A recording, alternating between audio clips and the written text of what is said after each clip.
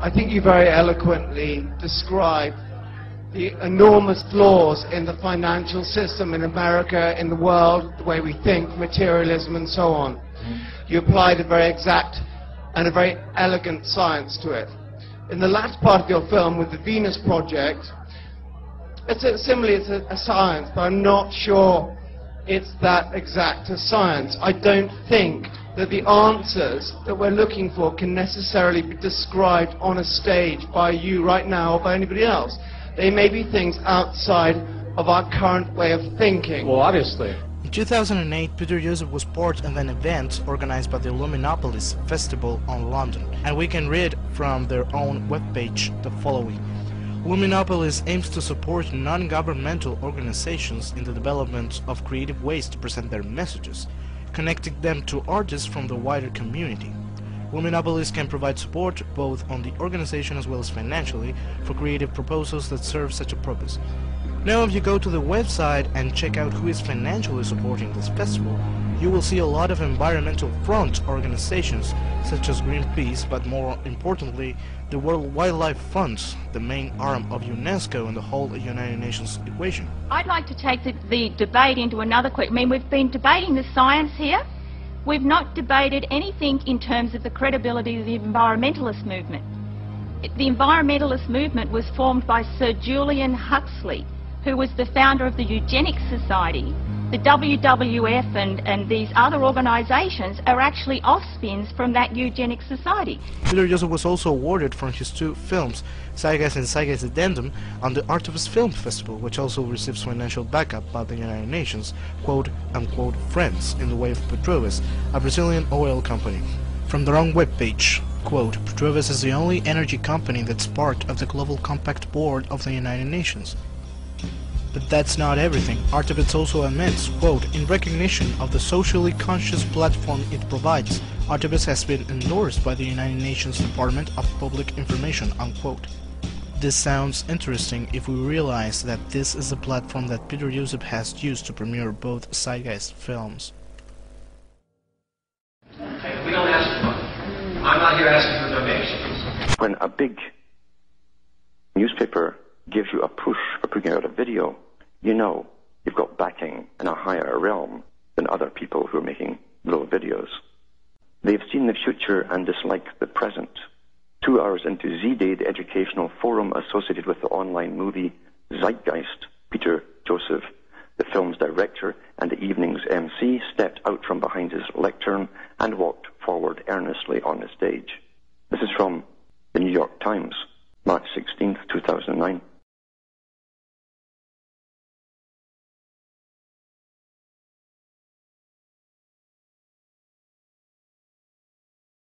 The whole history of recent times in relation to science and technology shows that if you plant the seed of applied science or technology, it proceeds to grow, and it grows according to the laws of its own being. And the laws of its being are not necessarily the same as the laws of our being. Nothing is easier, of course, than to enunciate ideals and to say, well, wouldn't it be nice if everybody were good and kind and loving, etc., etc. Of course it would be very nice, but the point is, how do you implement these ideals? How do you fulfill your good social and psychological intentions? And when you come down to this problem, you see it's a very complex problem of organizing family life, organizing education, organizing sexual life. You would see a slow gravitation toward the new system. Do I think it will actually happen like that? No. Though I am going to try and propose ideas that could allow that to happen. We all know that it's going to take something fairly cataclysmic to wake the society up, to shake up the beehive, if you will. Organizing social and economic life. I mean, there are endless factors involved in this, and to try to work out what all these factors should be is, I must say, I found a very interesting job.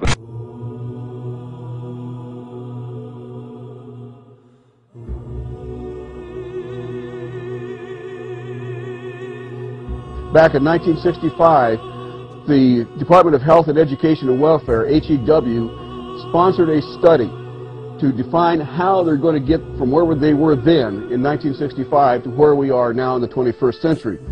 They came out with a report in 1969 called the Behavioral Science Teacher Education Program that's now fully integrated within our educational program. And this is what they said, and I want to have you hang on to your hats because you will not believe what they planned to do back in 1965-69 and what is happening actually today. He said calculations of the future and how to modify it are no longer considered to be an obscure academic pursuit. Long-range planning and implementation of plans will be made by a technological scientific elite. This will strain the democratic fabric to the ripping point. The Protestant ethic will atrophy as more and more enjoyed a varied, leisured, and guaranteed sustenance. Work as a means to, and an end of living will diminish. Most people will tend to be hedonistic, and a dominant elite will provide the bread and circuses to keep social dissension and disruption at a minimum. A small elite will carry society's burdens. The resulting impersonal manipulation of most people's lifestyles will be softened by provision for pleasure-seeking and guaranteed physical necessities. The society will be a leisurely one. People will study, play, and travel. Some will be in various stages of the drug-induced experiences. Each individual will receive at birth a multi-purpose identification which will have, amongst other things, extensive communications and control uses. Each individual will be saturated with ideas of information. Each will be self-selected. Other kinds will be imposed overtly by those who assume the responsibility for the other's actions. Relatively few individuals will be able to maintain control over their opinions. Most will be pawns of competing opinion holders. The controlling elite will engage in power plays largely without the involvement of most of the people. And that is so true today. Most people have no idea what's going on in the international arena. Have none. Almost all of this is being done in secrecy.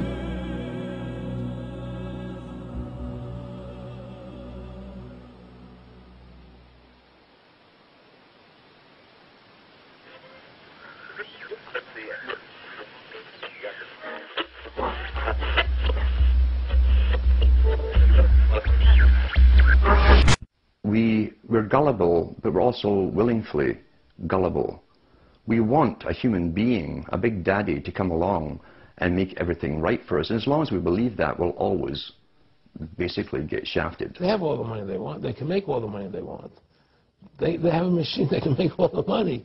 It's not about money. It's about control. It's about their vision of how they want to see the world in their eyes. And, you know, you and I believe in individuality, in the person being the dominant thing, the individual being the dominant person. Today we live in a world where institutions are dominant, not people. The only greater good for the greater number really comes from the concept of individualism, when you deny the majority to take away the rights or the property of the minority. If you hold up the individual as the supreme element in society instead of the group, under that philosophy, under that ideology, now you do actually have the greatest good for the greatest number. We don't want to control people's lives, so we backed out of politics. Politics, no, I hate politicians, it's all dirty work and so forth. And we just backed away and let the collectivists who love that kind of work take over. And suddenly dawned on me, that's why we're losing. We didn't have the power. Is it any better world than it used to be? I rebel against this progress. What has this progress, this world civilization done to us? Machines and marvels. They've built these great cities of theirs, yes. They've prolonged life, yes. They've conquered nature, they say, and made a great white world. Is it any jollier than the world used to be in the good old days, when life was short and hot and merry and the devil took the hindmost? History is so full of examples of people who have been downtrodden, and then when they can't take it anymore, they've risen up, and at great cost in blood and treasure, they may have been able to overthrow some tyrannical regime, and then they wake up and find out that a year or two later they've replaced it with one just as bad. So we want a protectorate. We don't want this state to govern us. What we want it to do is to protect us, to protect our lives, liberty, and property, nothing more. Now we call that a protectorate, and we get rid of this word called government, and it causes us to think of the true purpose of this thing we call the state. And so that's an important part also. We have a creed, we know what we believe in, and we put those two things together. We've got a positive view of a better way, and we have a mechanism for infiltrating, and that's the word the enemy uses, infiltrating. I don't like it, but going into organizations that we should have been into all along. We should have been in politics. We should have been on the school boards. We should have been in the city councils. We should have been in all these places. Go back into those areas and take them back.